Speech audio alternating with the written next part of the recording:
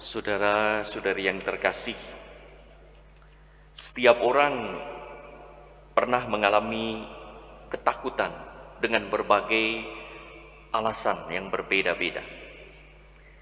Ada orang yang mengalami fobia, yaitu rasa takut yang berlebihan terhadap sesuatu yang tak langsung mengancam hidupnya. Misalnya, ada orang tinggi besar, berotot, berkumis, berkendaraan motor besar, bisa lari terbirit-birit melihat tikus lewat. Orang anggun, halus, lemah lembut, bisa mengumpat kasar dan berteriak histeris saat didekati oleh kecoa. Melihat itu kita tertawa. Tapi kalau kita berada dalam situasi pengalaman traumatik, luka batin orang tersebut, kita bisa memakluminya. Ada ketakutan subjektif, yaitu akibat perasaan dan pengalaman tertentu di masa lampau. Ada juga ketakutan objektif karena ada barang, ada orang, ada binatang, ada situasi yang mengancam hidupnya. Ketakutan ini hilang jika objeknya disingkirkan. Kalau ada sesuatu atau seseorang yang lebih kuat yang diandalkan, bisa mengatasi ketakutan tersebut. Ada satu ilustrasi pada suatu kebakaran di tengah kegelapan asap dan panasnya api, seorang anak menangis di bibir jendela apartemen di lantai 5. Tim penyelamat sibuk menyiapkan matras untuk menyangga anak itu. Dan mereka berkata, "Nak, loncat! Nak, hayo loncat!" Kalau tidak, bisa mati, kehabisan napas oleh asap, dan bisa dilalap api. Tapi anak itu melihat ada matras di bawah. Tapi makin keras ia menangis, takut.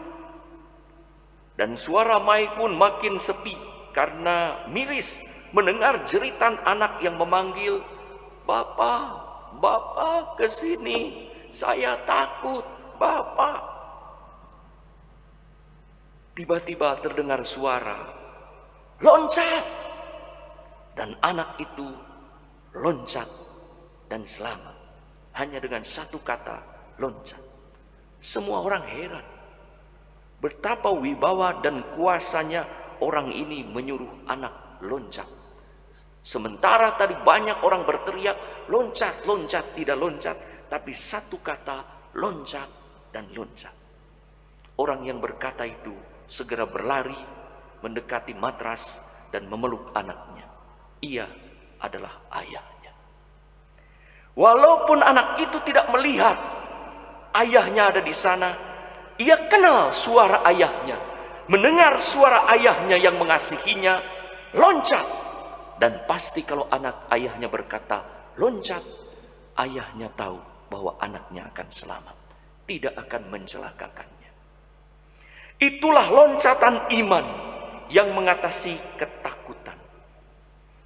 Tidak seperti seorang ateis yang berlari-lari lalu jatuh ke jurang. Waktu dalam perjalanan ke jurang ada pohon di bibir jurang dan dia berhasil menangkap dan selamat. Tapi masalahnya, naik ke atas tidak bisa, turun ke bawah mati. Tidak percaya pada Tuhan, dan ia berkata, "Tuhan, saya tidak percaya padamu. Tapi seandainya engkau ada, tolong dan selamatkan aku. Seandainya engkau ada." Dan tiba-tiba ada suara, "Aku ini Tuhan."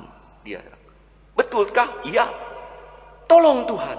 "Baik, lepaskanlah tanganmu." "Gila kau Tuhan, mati aku." Itulah ateis. Seorang yang percaya akan langsung lepaskan apa yang terjadi, yakin Tuhan akan menyelamatkan. Saudara-saudari yang terkasih, konteks Injil adalah perutusan para murid yang diutus seperti domba ke tengah serigala. Yesus meneguhkan para murid untuk menjadi pribadi yang berintegritas, yaitu setia sebagai murid Yesus di tengah ketidaknyamanan dan ancaman badani, serta untuk menjadi pribadi yang berhati nurani, yaitu setia pada panggilan suci di tengah berbagai godaan dan kenikmatan untuk menikmati sesuatu tetapi mengkhianati nilai-nilai Injil.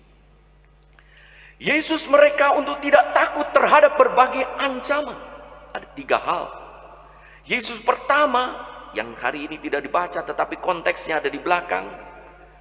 Pertama, jangan takut kepada ancaman penganiayaan, yaitu ketidaknyamanan fisik dan psikis akibat difitnah dengan hate speech ataupun hoax, sehingga mereka dibenci, dicaci, bahkan disiksa. Kebenaran, kata Yesus, yang selama ini tersembunyi akan dibuka, akan dibeberkan. Siapa yang akan benar? Kedua, jangan takut pada kematian, yaitu lemahnya dan hancurnya tubuh sebagai konsekuensi ketaatan menjalankan perintah Tuhan. Ancaman dunia terbatas, sedangkan kuasa Allah tidak terbatas mengatasi daya apapun di dunia. Ia dapat memusnahkan bukan hanya tubuh, tetapi Tuhan hanya akan juga dapat memusnahkan jiwa. Ketiga, jangan takut terhadap pengalaman luka, baik secara fisik maupun psikis, karena setia kepada hati nurani. Karena kita sangat berharga di hadapan Allah. Kalau burung pipit saja dipelihara, apalagi manusia yang adalah citra Allah. Keyakinan dan pengalaman akan kasih Allah ini menumbuhkan loncatan iman agar orang berani bertahan dalam integritas dan setia pada hati nurani. Kalau melakukan apa yang diminta Tuhan, kita pasti selamat. Yeremia dalam bacaan pertama menyerahkan segala sesuatu kepada Tuhan ketika mendapat ancaman caci maki dan usaha pembunuhan dari orang-orang yang membencinya. Dan akhirnya dinyatakan dan dibuka bagaimana kuasa Allah nyata. Jangan kita minta Tuhan, tetapi tak percaya kuasanya seperti ateis tadi. Hingga terus berteriak tanpa mau meloncat.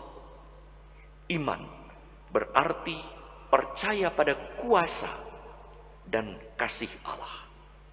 Saudara-saudari yang terkasih, di tengah pandemi COVID-19, pengalaman tak adil atau diperlakukan tidak adil, kesulitan ekonomi, rasa nyeri karena penyakit, duka karena hate speech atau hoax, dan belum lagi ketidaknyamanan akibat keberanian memberi kesaksian iman dan mewujudkan keyakinan, Yesus meneguhkan kita untuk tidak takut karena kasih Allah yang luar biasa kepada kita dan kuasanya yang mengatasi segala kekuatan apapun. Ia adalah Allah yang peduli, yang tidak akan membiarkan anak-anaknya menderita tanpa alasan dan mati tanpa menghasilkan buah. Dalam situasi gelap, Yesus mengajak kita untuk percaya pada penyelenggaraan ilahi yang bukan hanya peduli pada badan, tetapi juga ia peduli pada keselamatan jiwa kita.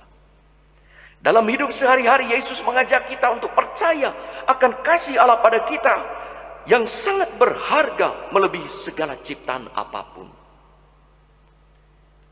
Percaya pada kuasa dan penyelenggaraan ilahi dan kasih-Nya ini akan membuat kita hidup tanpa takut di tengah situasi apapun, berhadapan dengan siapapun.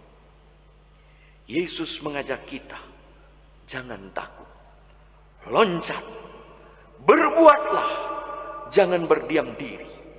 Mari hadapi situasi, jangan diatur oleh keadaan, tanda petik oleh nasib. Mari mengatur situasi dan mengatur perjalanan hidup kita ke depan. Sebagai pribadi yang berintegritas dan berhati nurani. Apakah kita mau loncat jika Tuhan meminta? Walau kita tak tahu apa yang akan terjadi di sana, tetapi yakin bahwa Tuhan menghendaki kita selamat. Ingatlah kisah, itulah Abraham yang pergi dari daerah nyamannya untuk pergi ke tempat yang tidak jelas tetapi diminta oleh Tuhan, ia segera berangkat. Itulah Yeremia yang menghadapi kenyataan dengan penuh kepasrahan kepada Allah. Itulah contoh anak tadi dalam ilustrasi yang tidak melihat bapaknya tetapi yakin bapaknya ada dan ia meloncat. Itulah kita, seandainya kita berbuat sebagai pribadi yang berhati nurani dan berintegritas terutama di situasi saat ini. Normalitas